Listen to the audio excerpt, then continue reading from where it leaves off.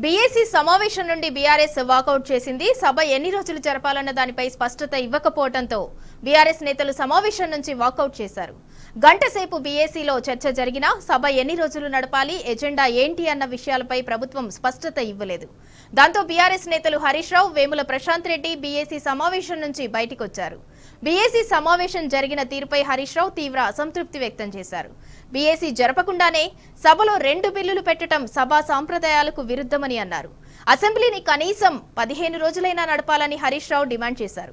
ఇక ఇదే అంశానికి సంబంధించి మరింత సమాచారం మా ప్రతినిధి భాస్కర్ అందిస్తారు. భాస్కర్, బీఆర్ఎస్ నాయకుల బీఏసీ వాకౌట్ కు సంబంధించిన అప్డేట్ ఏంటి? బీఏసీ జరపకుండానే సభలో 2 బిల్లులను పెట్టడాన్ని ఎలా చూడాలి? బీఏసీ సమావేశం నుంచి బీఆర్ఎస్ పార్టీ వాకౌట్ చేసింది. బీఆర్ఎస్ పార్టీ కంటే 5 నిమిషాల ముందు ఎంఐఎం పార్టీ కూడా వాకౌట్ చేసింది. ఎంఐఎం పార్టీకి చెందినటువంటి లెజిస్లేటివ్ లీడర్ అక్బరుద్దీన్ బయటకు వచ్చేసారు. సభకు నడిపేటువంటి పరిస్థితి ప్రభుత్వానికి, అధికార పార్టీకి రావడం లేదు అంటూ ఆయన అసలు చేస్తూ బయటకు వెళ్ళిపోయారు. సో బీఆర్ఎస్ పార్టీ నుంచి మాజీ మంత్రి హరీష్ రావు, మాజీ మంత్రి ప్రశాంత్ రెడ్డి ఇద్దరు కూడా బీఏసీ సమావేశానికి హాజరయ్యారు. కనీసం 15 రోజులు సభ నడపాలని బీఆర్ఎస్ పార్టీ పట్టుకున్న నేపథ్యంలో వాళ్ళు దానిపైన ఎట్లాంటి క్లారిటీ ఇవ్వకుండా స్పీకర్ ముందు కానీ, ముఖ్యమంత్రి నుంచి కానీ ఎట్లాంటి స్పందన రాలేదు. బీఏసీ అంటే బిగ్ టైం స్థాయి సమావేశం కాదు అంటూ కూడా బీఆర్ఎస్ ఈ విషయాన్ని చెప్పుకుంటూ బయటకు వచ్చింది. ఎన్ని రోజులు సభ నడుపుతారో చెప్పకపోవడంతో బీఏసీ నుంచి వాకౌట్ చేస్తూ బీఆర్ఎస్ పార్టీ బయటకు రావడం జరిగింది. ఇక రేపు సభ ప్రారంభమైన తర్వాత లగచర్ల అంశం పైన చర్చకు బీఆర్ఎస్ పట్టుపడుతోంది. ఒక రోజు ప్రభుత్వానికి, మరొక రోజు విపక్షానికి ఇవ్వడం గతంలో అనేక రోజుల నుంచి వస్తున్నటువంటి సాంప్రదాయం కాబట్టి ఆ సాంప్రదాయాన్ని కొనసాగించాలని చెప్పుకొచ్చారు. లగచర్లపైన చర్చకు పట్టుపట్టుతూ ఎవరైతే రైతులకు సంబంధించినటువంటి అంశంలో బేడీలు వేశారో ఈ అంశాన్ని మేము చాలా కీలకంగా తీసుకుంటాం. ఇదే అంశం ప్రాతిపదికన రేపు ఈ అంశాన్ని మేము చర్చకు తీసుకుంటామని చెప్పుకొచ్చారు. ఖచ్చితంగా ఈ అంశంపై చర్చకు అవకాశం ఇవ్వాల్సిందే అంటూ బీఆర్ఎస్ పార్టీ పట్టుబడుతుంది. కానీ బీఏసీ కేవలం సూచన చేసే అధికారం మాత్రమే ఉందని, మీరు చెప్పినట్టు చేయడానికి ఇక్కడ మేమందరం రెడీగా లేము అంటూ సీఎం అభ్యంతరం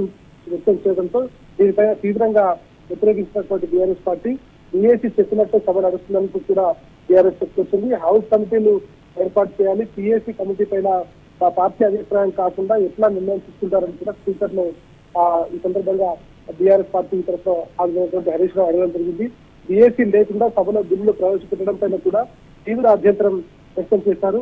పుట్టినరోజులకు, పెళ్లిళ్లకు, ఇతరత్ర కార్యక్రమాలు ఉండడంతో సభ వాయిదా వేయడం పైన కూడా బీఆర్ఎస్ పార్టీ తీవ్ర అభ్యంతరం వ్యక్తం చేసింది. కౌలు రైతులకు 12,000 అంటూ బట్టి అసెంబ్లీ జరుగుతున్నటువంటి సందర్భంలో వ్యాఖ్యలు చేయడం కూడా సరైనది కాదు. ఏదైనా అసెంబ్లీ జరుగుతున్నటువంటి సందర్భంలో అసెంబ్లీలోనే అది ఆ ప్రకటన జరగాలి. కానీ బట్టి గతంలో డిప్యూటీ స్పీకర్ కూడా పనిచేశాడు. ఆయన మొత్తం డిప్యూటీ సీఎం గా ఉన్నాడు. ఆయనకు ఆ విషయం అవగాహన లేకుండా ఉండదు. కానీ ఆయన అట్లా మాట్లాడడం సరైనది కాదు అంటూ తీవ్ర అభ్యంతరం వ్యక్తం చేసింది. ప్రతిరోజు 0 అవర్ ఉండాలని కూడా బీఆర్ఎస్ చెప్పుకొచ్చింది.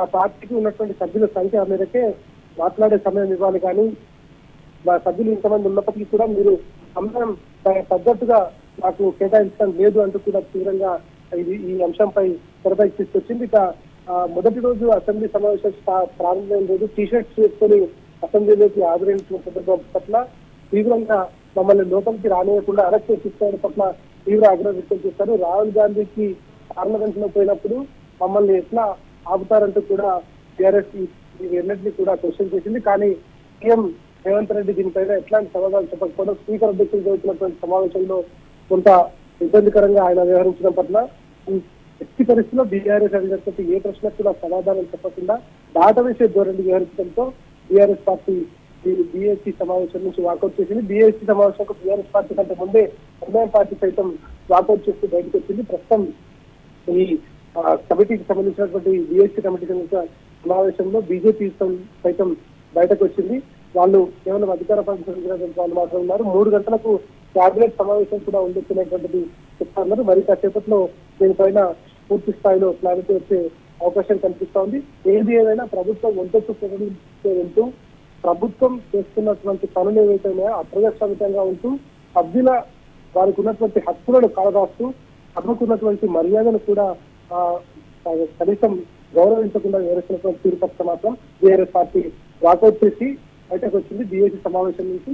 అయితే సభ ఎన్ని రోజులు నిర్వహిస్తారనేటువంటి మాత్రం ఇప్పటి వరకు ఎట్లాంటి క్లారిటీ రాలేదు. మరి కాసేపట్లో దీనిపైన పూర్తి స్థాయిలో సభకు సంబంధించినటువంటి ఎన్ని రోజులు నడుస్తుంది, ఎట్లాంటి నిర్ణయం తీసుకుంటున్నారనేటువంటిది కేవలం కాంగ్రెస్ పార్టీ ఇచ్చేటువంటి ఇన్స్ట్రక్షన్ మేరకే జరుగుతున్నాయనేటువంటి బీఆర్ఎస్ ఆరోపిస్తుంది. కాబట్టి మరి కాసేపట్లో దీనిపైన క్లారిటీ వచ్చే అవకాశం కనిపిస్తోంది. అయితే భాస్కర్, బీఏసీ నుంచి బీఆర్ఎస్ నాయకులు మరో పక్క ఎంఐఎం నాయకులు ఇద్దరు కూడా వాకౌట్ చేయాల్సిన పరిస్థితి ఎందుకు వచ్చింది? అంటే గంట సేపు బీఏసీలో చర్చలు జరిగాయి, అయినా కూడా సభ ఎన్ని రోజులు నడపాలి ఏంటి, అసలు ఎజెండా ఏంటి అన్న దాని మీద ప్రభుత్వానికి స్పష్టత అసలు ఎందుకు లేదు?